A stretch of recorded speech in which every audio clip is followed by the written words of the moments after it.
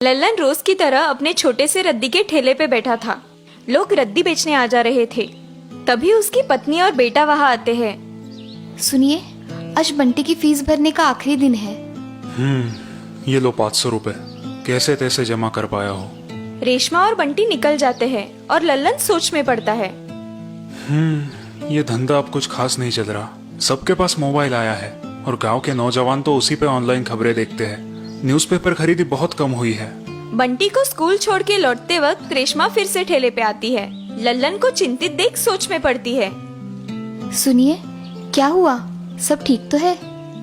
मैं सोच रहा था कुछ और काम धंधा भी शुरू करूं। इस रद्दी के धंधे से हमारा गुजर बसर नहीं होगा। आप ठीक कह रहे हैं। बंटी की पढ़ाई का खर्चा बढ़ते ही जाएगा। क्यों ना हम उसे सरकारी स्कूल में पढ़ाए? नहीं, मैं उसकी पढ़ाई में कोई समझौता नहीं करूंगा। बंटी पढ़ाई में बहुत ही होशियार है और हमेशा स्कूल में अव्वल आता है। कई बार स्कूल के बाद और छुट्टी के दिन वो रद्दी के ठेले पे बैठ के अपनी पढ़ाई पूरी करता है और लल्लन का हाथ भी बटाता है। बंटी, मैं जरा बैंक होके आता हूँ, ठेले पे ध्यान रखना। जी पिताजी। बंटी बड़ा तेज दिमाग है। वो ठेले पे आए ग्राहकों की रद्दी ठीक से तोल के उनसे पैसे की लेन देन करता है।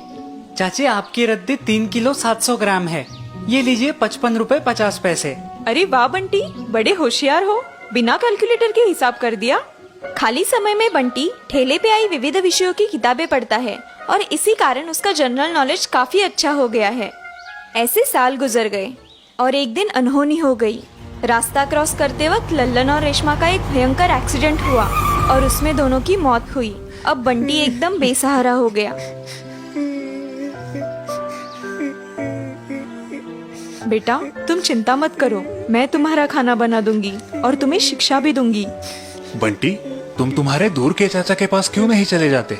वो तुम्हारी परवरिश करेंगे।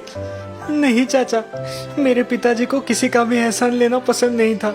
मैं खुद रद्दी बेचूंगा और अपनी परवरिश करूंगा। जैसा बाप वैसा बेटा। ठीक है, हम तुम्हारे साथ हैं। कुछ दिन बाद बंटी ने रद्दी का ठेला संभाल लिया, लेकिन इस दौरान उसकी स्कूल की पढ़ाई छूट गई। अब उसके स्कूल के कुछ बिगड़ेल लड़के उसका मजाक उड़ाने लगे। अरे वो देखो, हमारे स्कूल का स्कॉलर तराजू लेके बैठा है। क्या तोल रहे हो स्कॉलर? अकल बड़ी की भैंस। अब इसका फ्यूचर तो सेट हो गया यारो। आखिर रद्दी वाला ही बना अपने फादर के जैसा। लड़कों की बातें सुनकर बंटी दुखी होता है, लेकिन फिर अपने काम में जुट जाता है। नाइट स्कूल में एडमिशन लूंगा तो मैं अपने पिताजी का सपना पूरा कर सकता हूँ। फीस भी कम होंगी। अगले दिन से बंटी नाइट स्कूल जाना शुरू करता है। दिन भर रद्दी का ठेला, किताबें पढ़ना और रात को नाइट स्कूल अब उसका रूटीन बन जाता है। ऐसे ही कुछ दिन निकल जाते हैं। गर्मियाँ शुरू होती है। एक दिन बंटी के ठेले के सामने एक आलीशान कार पंचर होती है। अंदर एक बड़े ऑफिसर बैठे दिखाई देते हैं। सर, आपको पानी चाहिए या आपको थोड़ा आराम करना है तो आप मेरे ठेले की छाव में बैठ सकते हैं। बंटी की समझदारी देख ऑफिसर उसके ठेले पे आके बैठते हैं। उनके हाथ में एक न्यूज़पेपर है। पंचर रिपेयरिंग का काम एक तरफ शुरू होता है, दूसरी तरफ ऑफिसर एक पहेली सुलझाने में दंग हो जाते हैं और बंटी उन्हें ऑब्जर्व करने में। कुछ समय बाद कार ठीक हो जाती है और ऑफिसर वहाँ से निकल पड़ते हैं। पहेली वाला न्यूज़पेपर वो वही छोड़ जाते हैं। अरे ये क्या? लगता है सर गलती से ये न्यूज़पेपर भूल गए हैं। गाड़ी का नंबर नोट करता हूँ। बंटी फुर्ती से कार का नंबर नोट करता है। अब उसका ध्यान न्यूज़पेपर की पहेली पे जाता है। ओह, इस महाशब्द पहेली का सिर्फ एक ही शब्द बाकी है, बाकी तो सर ने सुलझा ली है। बंटी रोज रद्दी में आने वाली पेपर्स की पहेलियाँ सुलझाते सुलझाते एकदम माहिर हो जाता है। इसीलिए बचा हुआ शब्द आसानी से पहचान कर पूरी महापहेली सुलझा लेता है। जो काटे तो चुभती है लेकिन उल्टा काटती नहीं, जो एक बार बढ़ने लगे तो बिल्कुल रुकती नहीं। एकदम आसान जवाब था। ये शब्द पहेली तो कंप्लीट हो गई।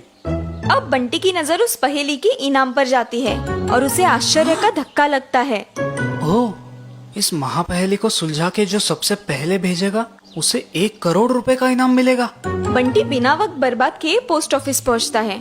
उस न्यूज़पेपर को उसमें दिए गए एड्रेस पे पोस्ट करता है और फिर अपने रूटीन में व्यस्त हो जाता है। 1 महीने बाद बंटी के सामने एक नई मुसीबत खड़ी होती है।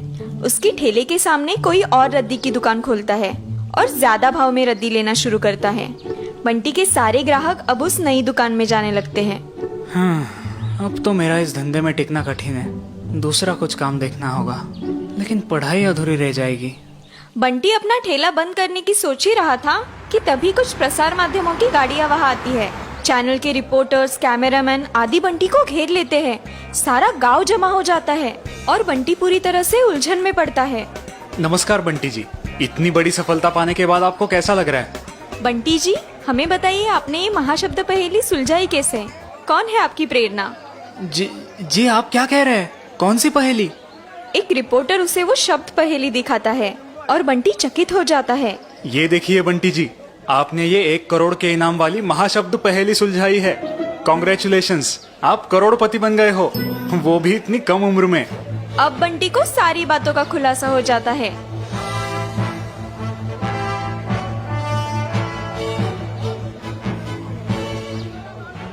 ये बात है। अगर मैं ये स्वीकार करूं कि वो पहेली मैंने ही सुलझाई थी और 1 करोड़ लूं, तो मेरी जिंदगी आसान बन जाएगी। बंटी कुछ उलझन में पड़ता है। देखिए, ये पहेली मैंने नहीं सुलझाई है, इसलिए इस इनाम का असली हकदार मैं नहीं हूँ। बंटी की बात सुन के सारे उपस्थित लोग अचरज में पड़ते हैं। क्या बोल रहा है ये लड़का? लगता है शौक में गया है। मुझे लगा ही था ये छिचुंदर का ये महापहेली सुलझाएगा। पागल है क्या? 1 करोड़ पे पानी फेर रहा है। बंटी जी, आप कहना क्या चाहते हैं? देखिए, इस इनाम का असली हकदार वो है जिनके गाड़ी का नंबर MP06 AB5432 है। अरे ये तो चैटर्जी सर के कार का नंबर है ना, इस न्यूज़पेपर के owner. What a coincidence, what a news.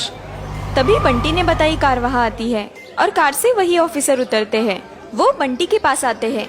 Bunty, इस इनाम का असली हकदार मैं नहीं, तुम हो।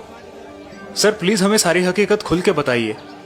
ये श्योर, मैंने आखिरी एक जवाब ना आने पे वो न्यूज़पेपर फ्रस्ट्रेट होके बंटी की दुकान में फेंक दिया था। मेरे ही न्यूज़पेपर ने मुझे चैलेंज किया था और हराया था, इसीलिए मेरा ईगो हर्ट हुआ था। मिस्टर चैटर्जी की बात सुन के सारे लोग चकित होते हैं। लेकिन आज बंटी की ईमानदारी और होशियारी देख के मेरी आंखें खुल गई और मेरा इंटेलिजेंट होने का घमंड भी उतर गया। चैटर्जी की बातें सुन के सारे उपस्थित लोग तालियां बजाते हैं। बंटी की आंखें भर आती है। बंटी, आज से तुम सिर्फ और सिर्फ पढ़ाई करोगे और अपने माता पिता का सपना पूरा करोगे। मिस्टर चैटर्जी बंटी को 1 करोड़ का चेक प्रदान करते हैं। सारा गांव बंटी की नम्रता, ईमानदारी और होशियारी देख के सराहना करता है। काश आज माँ और पिताजी होते।